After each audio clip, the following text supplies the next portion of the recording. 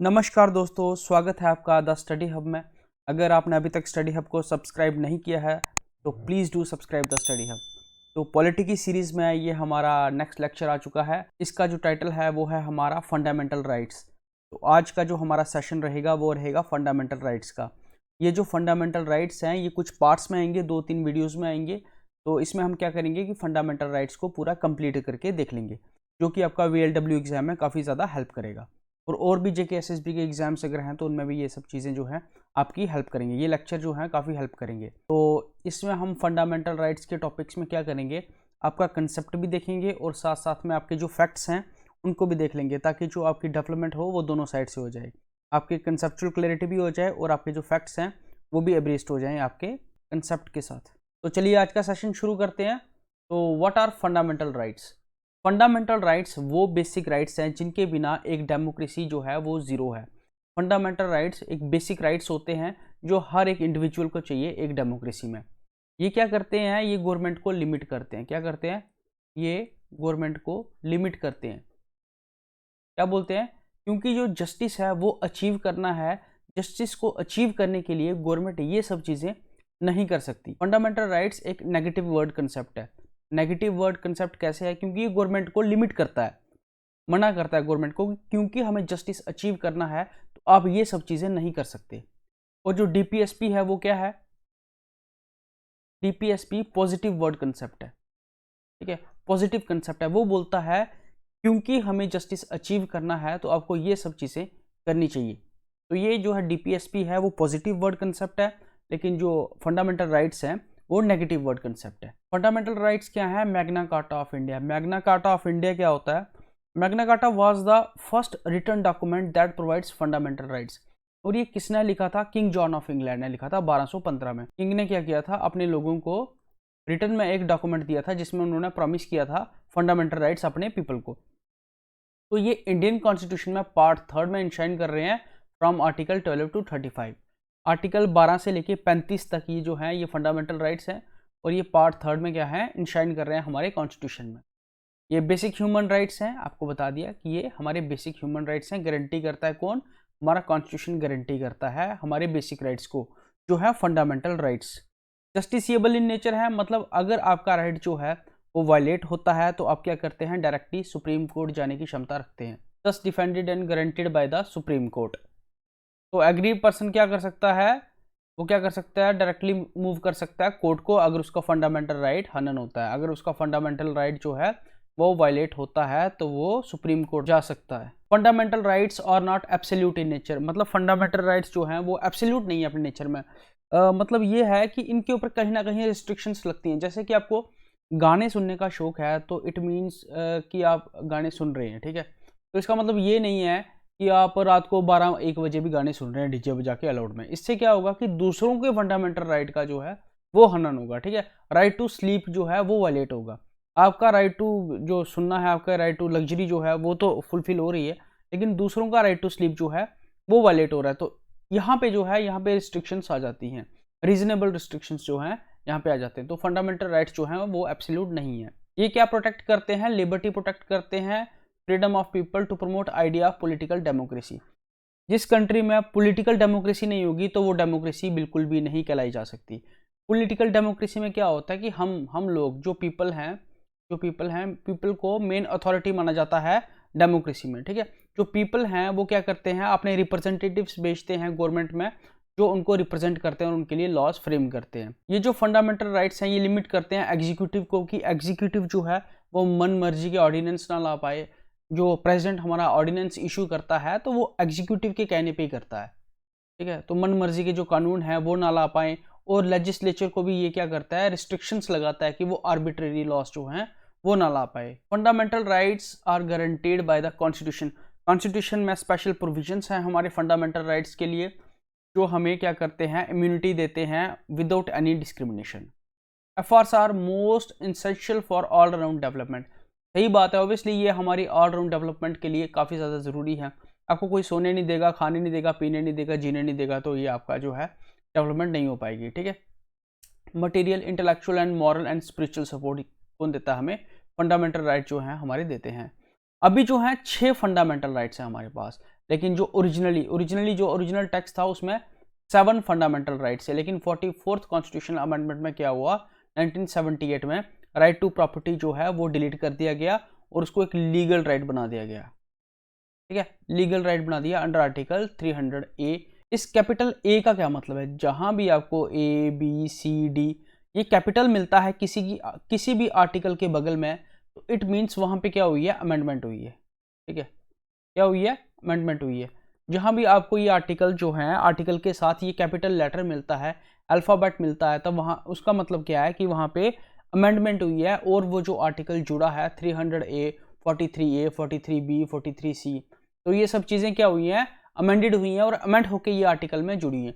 Basically जो हमारे original में आर्टिकल थे वो थे 395 आर्टिकल्स। अगर हम उनमें अमेंडमेंट्स भी ऐड कर दें तो वो हो जाती हैं 105 के आसपास अमेंडमेंट्स। तो ये जो आर्टिकल्स हैं ये काफ़ी ज़्यादा बन जाते हैं। ठीक है, 400 के आसपास ये जो हैं आर्टिकल्स बन जाते हैं। लेकिन आज भी हमारे पास जो आर्टिकल्स हैं वो 395 ही हैं। वो इसलिए क्योंकि जितनी भी अमेंडमेंट्स होती हैं वो आर्टिकल का सब आर्टिकल में चले जाती हैं। मतलब अगर फॉर एग्जांपल हम हाइपोथेटिकल सिचुएशन ले ले, अगर हम आर्टिकल 1 में अमेंडमेंट कर रहे हैं तो आर्टिकल 1 में अमेंडमेंट करने के बाद वो एक और आर्टिकल 2 नहीं हो जाएगा, ठीक है, 3 नहीं हो जाएगा, 4 नहीं हो जाएगा, 5 नहीं हो जाएगा, वो आर्टिकल 1 और 1A हो जाएगा, उसके बाद आर्टिकल 1B हो जाएगा। ठीक है, तो अमेंडमेंट के बाद क्या होता है कि सब आर्टिकल जो होता है वो जुड़ जाता है। ठीक है, 1 का सब आर्टिकल है A, 1 का सब आर्टिकल है B, तो 1 के सब आर्टिकल्स जो होते हैं वो जुड़ जाते हैं अमेंडमेंट के बाद। मतलब अलग आर्टिकल, एक डिफरेंट आर्टिकल, डिफरेंट नेम नहीं दिया जाता उसको, उसी नेम के अंडर एक अल्फ़ाबेट के जरिए उसको जोड़ दिया जाता है। तो इससे आपको क्या होता है, सिंपली पता चल जाता है किसी भी आर्टिकल को देख के ये अमेंडमेंट के थ्रू जुड़ा हुआ है। तो बेसिकली कुछ लिस्ट है फंडामेंटल राइट्स की, वो हम देखते हैं। यहाँ पे 6 फंडामेंटल राइट्स हैं, इनको हम डिटेल में भी आगे देखेंगे। 6 फंडामेंटल राइट्स में राइट टू इक्वालिटी आता है आर्टिकल 14 से आर्टिकल 18 तक। उसके बाद फ्रीडम आता है 19 to 22। राइट अगेंस्ट एक्सप्लॉयटेशन आता है आर्टिकल 23 से 24। फ्रीडम ऑफ रिलीजन आता है जिसमें हमें रिलीजन को प्रैक्टिस करने की फ्रीडम होती है, हमारी एक्सप्लॉयटेशन ना हो उसके अगेंस्ट हमें इम्यूनिटी होती है, यहाँ पे हमें जीने का हक होता है, अधिकार होता है, और यहाँ पे इक्वालिटी की बात की गई है। और उसके बाद कल्चरल और एजुकेशनल राइट्स हैं हमारे पास 29 से लेकर आर्टिकल 30 तक। और लास्ट में है राइट टू कॉन्स्टिट्यूशनल रेमेडीज, मतलब आर्टिकल 32 के अंडर अगर हमारा फंडामेंटल राइट जो है उसका वायलेशन होता है तो हम उसके खिलाफ क्या क्या कर सकते हैं। तो मतलब हम अपने फंडामेंटल राइट्स का वायलेशन होने पे क्या क्या कर सकते हैं, कहाँ कहाँ जा सकते हैं। अकॉर्डिंग टू आर्टिकल 12 जो स्टेट है उसकी डेफिनेशन है आर्टिकल 12 कि स्टेट में क्या क्या इंक्लूड होता है। तो स्टेट में क्या क्या इंक्लूड होता है, एग्जीक्यूटिव होता है, लेजिस्लेचर होता है, ठीक है, और यूनियन एंड स्टेट गवर्नमेंट्स होती हैं। ये जो है ये स्टेट के अंदर आती हैं, panchayat, municipalities and district boards etcetera. कुछ और अथॉरिटीज़ और some statutory and non statutory in nature. इनमें क्या आता है, जैसे कि LIC हो गया, ONGC हो गया एट्सेट्रा वगैरह, ये सब चीज़ें जो होती हैं वो स्टेट में इंक्लूड होती हैं। क्या क्या होता है स्टेट में इंक्लूड, यूनियन होता है, यूनियन और स्टेट गवर्नमेंट्स होती हैं, पार्लियामेंट और स्टेट लेजिस्लेचर होता है, उसके बाद लोकल अथॉरिटीज़ होती हैं, सारी लोकल अथॉरिटीज़ होती हैं, म्यूनसिपैलिटीज़ होती हैं, पंचायत होती हैं, डिस्ट्रिक्ट बोर्ड्स होते हैं, उसके बाद स्टेचुटरी और नॉन स्टेचुटरी बॉडी होती है जिसमें LIC आती है, ONGC आती है। ये सब चीज़ें जो हैं ये क्या होती हैं, ये स्टेट में इंक्लूड होती हैं।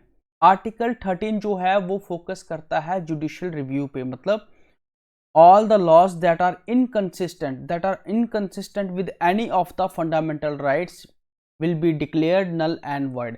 कोई भी राइट, कोई भी कानून, कोई भी लॉ जो है हमारी पार्लियामेंट जो है बनाती है, कोई भी लॉ को हमारी पार्लियामेंट बनाती है, अगर वो कॉन्स्टिट्यूशनल के साथ मैच नहीं खाता है, कॉन्स्टिट्यूशन के साथ मैच नहीं खाता है, तो वो क्या हो जाएगा, नल और वाइड हो जाएगा, मतलब उसको स्क्रैप कर दिया जाएगा।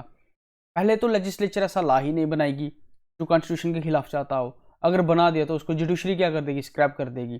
तो आर्टिकल जो 13 है वो जुडिशियल रिव्यू के ऊपर फोकस करता है। आर्टिकल 12 बताता है हमें स्टेट की डेफिनेशन बताता है कि स्टेट में क्या क्या चीज़ें आती हैं, ठीक है। आर्टिकल 13 जो है वो जुडिशियल रिव्यू के बारे में बताता है कि हम कोई भी लॉ ऐसा नहीं बनाएंगे जो क्या करे, जो कॉन्स्टिट्यूशन के खिलाफ जाए। अगर वो लॉ कॉन्स्टिट्यूशन के खिलाफ जाता है तो उसको स्क्रैप कर दिया जाएगा, नल एंड वॉइड करार कर दिया जाएगा। बेसिकली फंडामेंटल राइट्स को हम फंडामेंटल इसलिए बोलते हैं क्योंकि स्टेट जो है वो इनको हमसे नहीं ले सकती, ठीक है। State can not take away these right from us. अगर स्टेट कोई भी लॉ ऐसा बनाती है, कोई भी ऐसा लॉ बनाती है जो हमारे फंडामेंटल राइट्स को हनन करे, जो हमारे फंडामेंटल राइट्स के खिलाफ जाए, तो उसको जुडिशरी क्या करती है, नल एंड वॉइड कर देती है, ठीक है, उसको स्क्रैप कर देती है जुडिशरी। और ये जो फंडामेंटल राइट्स हैं ये स्टेट को प्रिवेंट करते हैं अथॉरिटेरियन रजीम बनने के लिए, ये स्टेट को अथॉरिटी नहीं बनने देते। अगर स्टेट जैसे ही कोई लॉ बनाती है जिसमें वो अपने आप को ज़्यादा पावर दे देती है, ठीक है, तो वो क्या करेगी, उसमें क्या करेंगे, पीपल जो हैं, लोग क्या करेंगे, प्रोटेस्ट करेंगे। फंडामेंटल राइट हमें अधिकार देता है कि हम बोल सकते हैं अपने लिए और मूवमेंट भी कर सकते हैं अपने लिए। तो फंडामेंटल राइट क्या करता है, अगर स्टेट ऐसे लॉ बनाती है जिसमें वो अपने आप को ज़्यादा अथॉरिटी दे देती है, तो हमारे पास फंडामेंटल राइट्स हैं कि हम उस अथॉरिटी को तोड़ सकते हैं। इसलिए यहाँ पे कंसेप्ट आता है सेपरेशन ऑफ पावर्स, मतलब एग्जीक्यूटिव की, लेजिस्लेचर की और जुडिशरी की जो पावर्स हैं वो सेपरेटेड हैं, ठीक है। तीनों के ऊपर जो चेक्स एंड बैलेंसेस है, तीनों एक दूसरे के ऊपर चेक्स एंड बैलेंसेस करते हैं कि लेजिस्लेचर जो है वो एक ऐसा लॉ ना बना दे जो कॉन्स्टिट्यूशन के खिलाफ जाता है, और एग्जीक्यूटिव जो है वो ऐसा लॉ इंप्लीमेंट ना कर दे जो हमारे कॉन्स्टिट्यूशन के खिलाफ जाता हो। और जुडिशरी जब उस लॉ को देखेगी कि अगर वो कॉन्स्टिट्यूशन के खिलाफ जाता है तो उसको नल एंड वॉइड करार कर देगी। तो ये था आज का लेक्चर। आगे जो हम हैं वो आर्टिकल 14 से लेके आर्टिकल 18-19 तक जो है अगले लेक्चर में अच्छे से देख लेंगे, और उसके बाद 1-2 लेक्चर और लेंगे और आपके फंडामेंटल राइट जो हैं वो कंप्लीट हो जाएंगे। आपको इसी में से 1-2 क्वेश्चन जो आएगा, इसी में से आपका क्वेश्चन गारंटी है निकल जाएगा, आराम से निकल जाएगा, और ज़्यादा डीप में जाने की पढ़ने की ज़रूरत नहीं है। बेसिकली यहाँ से ये जो समझा रहा हूँ, यहाँ से ही आपके क्वेश्चन जो है वो निकल जाएंगे, जिसमें मैक्सिमम चांसेस हैं, 99% चांसेस हैं कि आपके जो हैं क्वेश्चंस निकल जाएंगे। ये कंसेप्चुअल अंडरस्टैंडिंग और as well as factual understanding के लिए काफ़ी ज़्यादा अच्छा है कि आपको पता भी तो होना चाहिए कि ये होते क्या है। ये फंडामेंटल राइट्स को फंडामेंटल क्यों बोलते हैं, क्योंकि स्टेट हमसे ये नहीं ले सकती। अगर लेना चाहे तो हमारे पास फंडामेंटल राइट है मूवमेंट करने का और स्पीक करने का, बोलने का, और भी बड़ी सारी चीज़ें हैं जिससे हम स्टेट को रोक सकते हैं। यहाँ पे कंसेप्ट आता है सेपरेशन ऑफ पावर्स का, ठीक है। तो ये सारी चीज़ें हैं जो आपको थोड़ी सी पता भी तो होनी चाहिए। सिर्फ रटा रटाया तोते की तरह जाके उधर लिख दिया और बाद में ब्लैंक रहे पूरी ज़िंदगी, तो क्या फ़ायदा उसका, ठीक है। तो ये था आज का lecture. Thank you so much and God bless you all.